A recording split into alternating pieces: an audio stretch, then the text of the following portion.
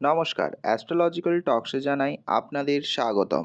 গ্রহরাজ ন্যায় অধিপতি শনিকে সন্তুষ্ট করার এক বিশেষ নিয়মের কথা হয়তো আপনারা জানেন না। শনি সূর্যপুত্র, মাতা ছায়ার সন্তান। মহাদেবের আশীর্বাদে তিনি ন্যায়াধীশ ও কর্মফলদাতা। জ্যোতিষশাস্ত্রে কর্মফলদাতা শনি প্রতিটি রাশিতে অবস্থান করে 2.5 বছর এবং 12টি রাশি ঘুরতে সময় নেয় 30 বছর।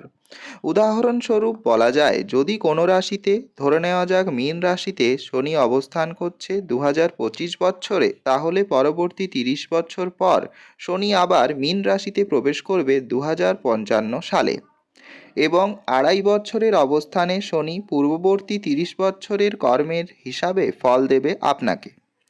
এ পর্যন্ত আমরা সকলেই জানি।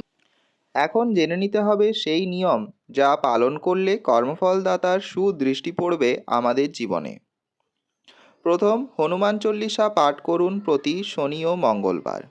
দ্বিতীয়, শুধু শনিবার শনি পুজো করলেই হবে না, আমাদের উচিত প্রতিদিন শুদ্ধ আচারে ও ভক্তিযুক্ত মনে দিনে একবার হলেও শনির এই মহামন্ত্রের পাঠ 21টি বার। ওম শং শনিশ্চরায় নমঃ।